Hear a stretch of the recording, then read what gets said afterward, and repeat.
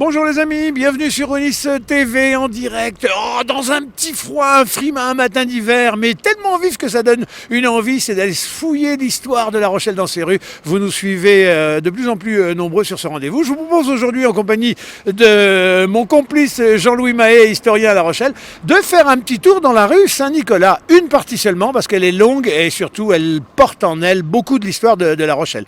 L'histoire de La Rochelle, au moment du quartier Saint-Nicolas, ça commence d'abord derrière nous, la vieille ville est exactement ici derrière nous, et puis envie de venir installer ses bateaux dans ce qu'allait devenir le vieux port, et ben elle pousse sur les murs, elle traverse le canal, et hop, un quartier se crée, le quartier Saint-Nicolas, tout comme d'ailleurs de l'autre côté le quartier Saint-Jean-du-Perrot, et toute une histoire très lié bien sûr à l'activité maritime, à la pêche entre autres, va se développer à partir de ce quartier extrêmement populaire.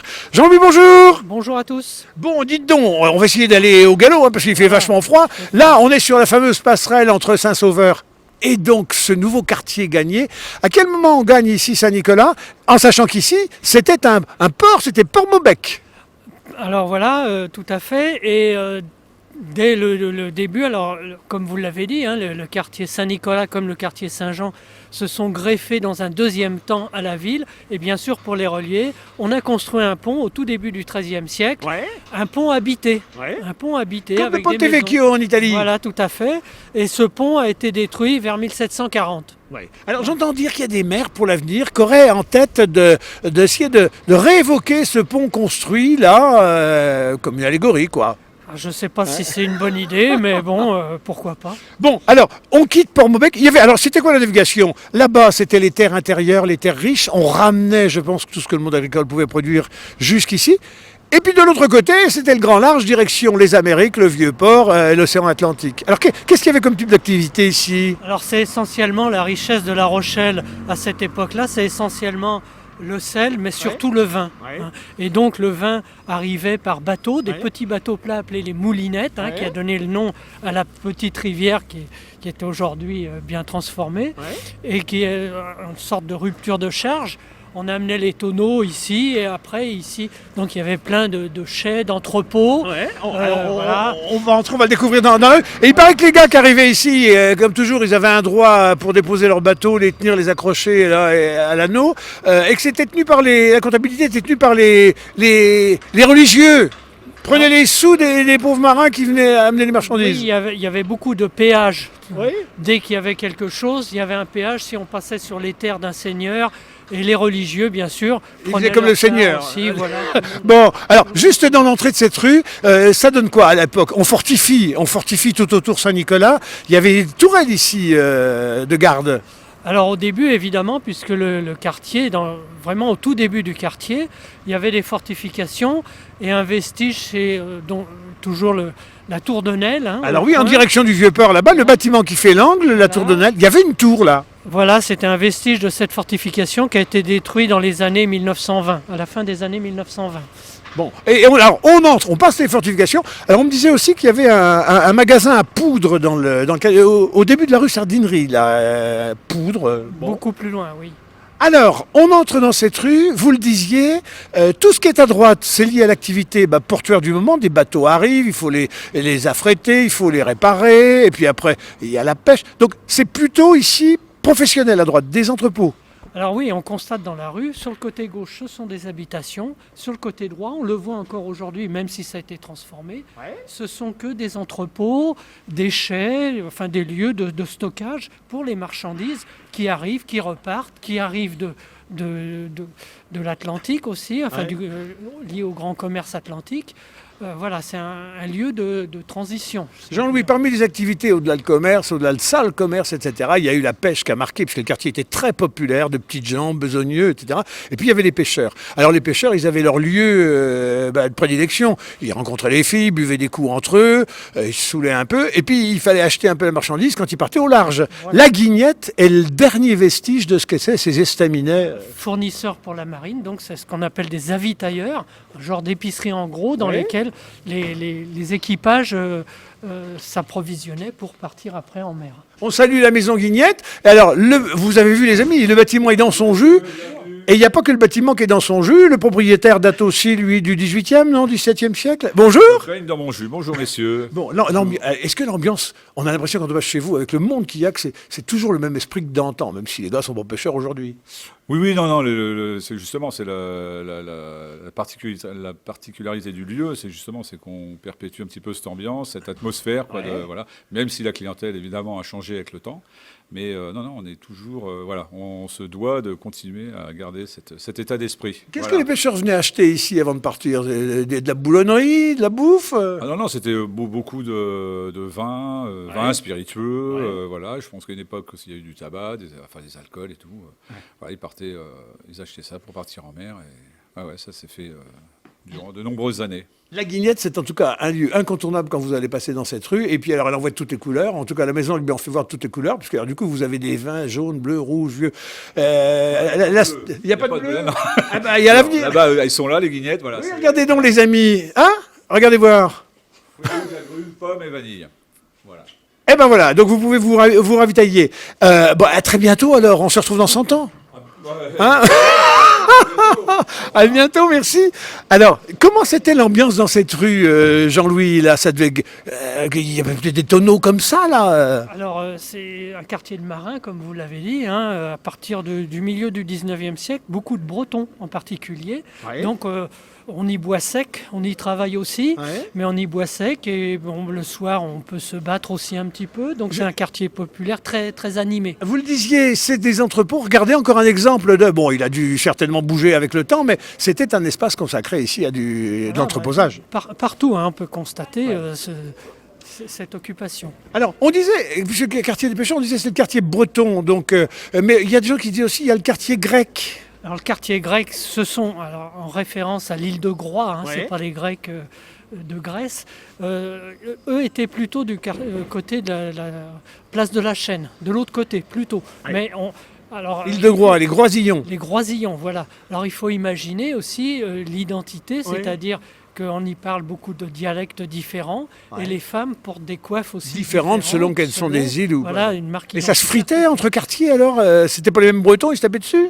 Après, ils se réconciliaient, ils se battaient. Voilà. On vient de s'immobiliser devant cette façade aussi. Vous dites celle-ci. Alors, il y a plein de petites rues comme ça, comme la rue des Canards, qui permettaient de regagner le port depuis la rue. La particularité de cette rue, pourquoi Canards et pourquoi cette façade attentive? Alors, rue des Canards, en fait, c'est la déformation de Cunard, hein, qui est un nom d'une ancienne famille. Ah oui, c'est pas le croisiériste de la Cugnard, non? Pas du tout. Et du coup, c'est une des très vieilles rues, après que les fortifications n'aient plus d'utilité. Et ici, on voit une de ces maisons à colombage qui reste encore à La Rochelle. Il y en a une quarantaine. Alors, la plus connue, bien sûr, c'est celle sur la place du marché, mais beaucoup conservent une seule façade. Et là, d'ailleurs, on voit sur le coin que la façade a été retouchée, elle est en pierre, donc une façade postérieure. Cette maison, alors, elle pourrait dater de quand, on pourrait dire, des maisons comme ça? C'est quelle époque? Après, c'est difficile, mais 14e, 15e siècle. 14e siècle, c'est-à-dire qu'on est... Et on est sur du mou, là, parce que c'est le Marigot en dessous de nous, donc il a fallu, j'imagine... Après, oui, avec le temps, ça a été... Jean-Louis, on va continuer de descendre. Un petit coup d'œil sur ce balcon. Ils sont beaux ces balcons en ferronnerie. Il y a quelques endroits où il y a de très beaux balcons. Il y avait une tradition sur La Rochelle, le ferronnier. Non, contrairement à Rochefort, où il y a beaucoup de balcons. À La Rochelle, il y en a assez peu. Il y en a quelques-uns comme ici qui sont assez remarquables. Et alors, on arrive à hauteur. Alors là, les amis, c'est toujours une singularité. Comme d'ailleurs, quand on remonte la rue du Temple, vous avez tellement la petite cour du Temple. Et bien ici, il y a l'équivalent, et c'est la place de la Solette. Alors, la place de la Fourche, j'en parlais de la Solette dans la foulée. La place de la Fourche. Alors, en même temps, il n'y a pas de fourche, il y a une place, mais il n'y a pas toujours une place. Alors, il n'y a pas toujours eu une place. Cette place a été aménagée telle qu'elle est en 1971. C'était un îlot de maison, alors, dans le triangle à la place, finalement. Jadis, oui, il y a eu ce genre de choses. L'école Valin a été construite en 1904 à l'emplacement d'une ancienne école. Donc, les choses ont pas mal bougé avec le temps ici, parce que c'était un quartier de petites maisons très modeste et très souvent insalubre. Alors celle-ci, par contre, elle donne le sentiment qu'on est en Italie. Elle a un côté un peu renaissance italienne. Non, on est du côté de Florence, dans la campagne. Elle a un lambrequin qui rappelle l'architecture balnéaire, mais de très loin. Elle a un balcon, effectivement. Bah, ça, c'est des maisons 19e. Jean-Louis, il y a de temps en temps, c'est là dans La Rochelle. Alors, il y a tout le quartier des arcades, mais des petits bouts d'arcades, on voyait l'autre jour avec vous. Là, c'est pareil, il y a un petit bout d'arcade. Ça donne à voir qu'il y avait aussi de l'activité là, d'entreposage. C'est la rue Sardinerie, liée aux poissons peut-être. Alors, on n'a pas le nom de l'origine de ce nom-là, mais bon, très probablement que c'est peut-être lié au sardinier, hein, qui est une pêche saisonnière. Donc peut-être que, c'est sans doute d'ailleurs. On verra prochainement, on ira dans cet hôtel-là qui va réouvrir parce qu'il est en connexion par des beaux hôtels particuliers sur la rue de derrière. Un petit coup d'œil sur cet arbre. Il est singulier cet arbre. Il est pour là, c'est pas une graine qui tombe comme ça du ciel un jour. C'est un Polovnia qui a l'air très ancien, mais en fait il a été planté par Michel Crépeau lorsqu'il a été élu maire pour la première fois en 1971. Ouais. Voilà, et donc après la place a été aménagée aussi quelques mois Il a la particularité de pousser vite et puis d'être increvable. Ah ben, Il a une cinquantaine d'années. il a 52 ans. Voilà. Voilà. Et ben, il était tout petit, regardez, c'est un bel arbre. Et alors, je crois que c'est un arbre qui arrive de l'Est, qui avait été fait cadeau aux régnants en France. Il était devenu une référence quand on voulait faire chic avec des beaux arbres qui venaient d'ailleurs. Ben, j'en apprends aussi. Ah ben dites donc, là, il n'y a pas vos bouquins, là, regardez. Alors, un petit libraire, on souligne toujours dans les rues, ils appartiennent pas à l'histoire, mais ils la fabriquent. En tout cas, ils aident à la colporter. Oui, c'est un libraire indépendant, donc il faut le souligner. Il y en a quelques-uns à La Rochelle. Et donc son gérant, Stéphane Aymon, a eu le droit à une demi-page dans le Monde des Livres très récemment pour un roman qu'il vient de publier. Alors, quand vous badez dans cette rue Saint-Nicolas, vous regardez partout les fenêtres, il y a des choses à voir, et soudain, ping, vous tombez sur une façade comme celle-ci. Alors là, on est singulier, c'est pas les années 60, ça. Alors ça, non, mais curieusement, ça n'a jamais été étudié, cette porte, on ne sait pas. Et le percutant qui, lui, rue par rue, maison par maison, il n'a pas fait. Le percutant n'en parle même pas. Il a fait un cahier consacré au quartier Saint-Nicolas. Il n'en parle même pas. Alors, si on traverse le pâté de maison, on se retrouve donc sur le Vieux-Port. De l'autre côté, c'est l'hôtel Yatman. C'était le Divelec qui avait créé sa première affaire, cet hôtel, et son restaurant qui allait de pair. C'est un restaurant de poissons du côté du Champ de Mars à Paris maintenant, puisqu'il a des affaires florissantes là-bas. Et c'est en appui sur cet hôtel, le Yatman, jadis. Oui, tout à fait. Il a eu jusqu'à 2 étoiles. Hein. Il a créé ça en 1958. Ouais. Voilà, à l'emplacement d'un ancien débit de boisson, comme on disait. Ouais. Alors, tout à l'heure, Jean-Louis, on avait donc la rue des Canards, de la fameuse famille que vous évoquiez. Et là, on a la rue d'Ablois. Alors, celle-ci...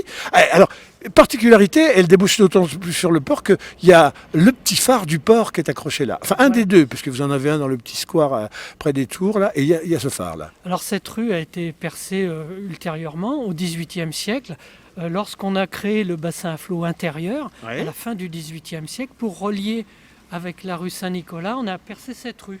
Je ne sais pas si on voit bien sur les images de Ludo la tête du petit phare. Parce que de très loin au large, quand on veut entrer à La Rochelle et entrer dans le Vieux-Port, il faut repérer cette lumière et c'est votre axe d'entrée dans le chenal si vous arrivez par la mer. Donc il joue et toujours d'ailleurs un rôle essentiel. Oui, c'est en 1852, le phare rouge 10 ans après. Et il suffit d'aligner les deux lumières, la rouge et la verte, et vous arrivez directement dans le port. Et on voyait bien dans cette petite rue d'Ablois, là, des volumes de bâtiments qui donnent plus le sentiment d'être des lieux d'entreposage. Alors, autre particularité, écoutez, ça n'arrête jamais, il faut toujours avoir la goule en l'air, cet immeuble. Alors, lui, il donne le sentiment d'être un vestige, mais on ne sait pas trop de quoi, puisque il est plus le fait d'un problème juridique dans une famille depuis des dizaines et des dizaines et des dizaines d'années qui fait qu'il fait l'épreuve, mais il a un charme. Oui, probablement lié à une succession, je ne sais pas.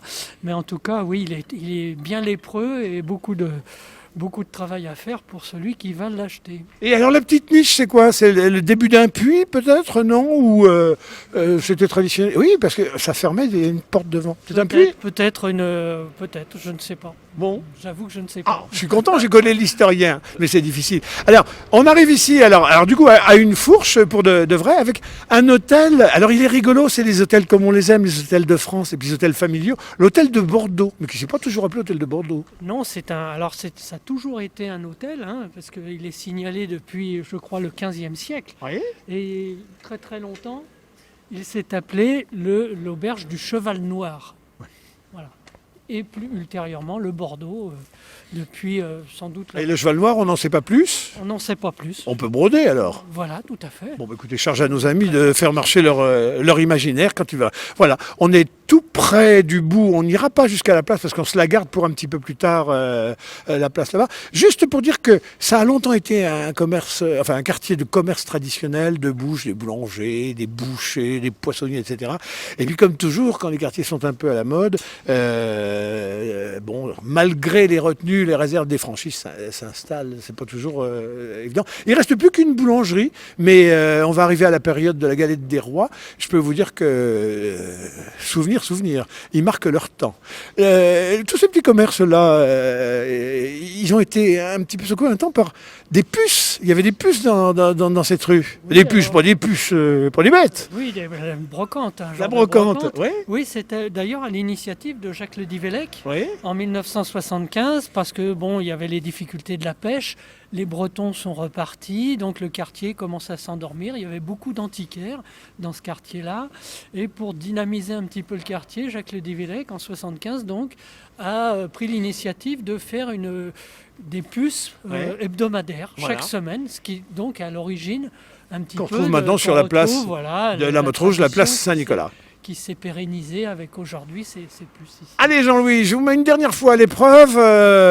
On est devant un truc qui s'appelle l'impasse de la Balance. Qu'est-ce que c'est que cette histoire? Là aussi, encore vraisemblablement des anciens entrepôts, des cours, des manufactures. Impasse de la Balance.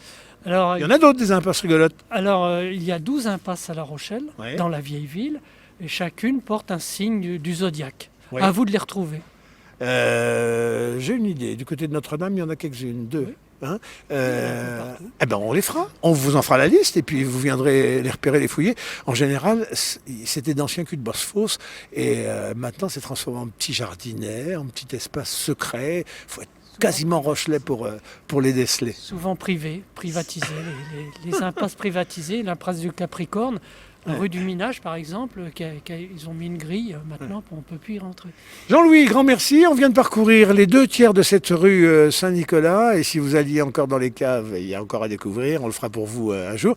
Et puis, le reste là-bas s'ouvrait, ou se refermait la rue. C'était sa sortie. Il y avait une porte sur cette place Saint-Nicolas. C'était la porte Saint-Nicolas. Et derrière la porte Saint-Nicolas, il y avait le Marigot, puis la gare. Et tout ça a été cassé avec le temps pour réouvrir de nouveaux quartiers, enchaînant aux nouveaux quartiers. Tout à fait, une histoire à raconter encore une prochaine fois. Voilà, et comme nous sommes le mardi 6 aujourd'hui, il ne vous a pas échappé que c'était la Saint-Nicolas. Nous n'aurons pas croisé le Saint-Nicolas, mais il est en train vraisemblablement de préparer ses distributions dans les pays de l'Est, pain d'épices, etc. Avec son copain le Père Fouettard. Ah ben, si vous le dites. Allez les amis, en tout cas, bonne fête à tous les Nicolas, bon festoiement à tous ceux qui vont fêter la Saint-Nicolas. Et nous, on remballe la rue Saint-Nicolas jusqu'à un prochain tour. À bientôt sur Ronis TV les amis, toujours en direct.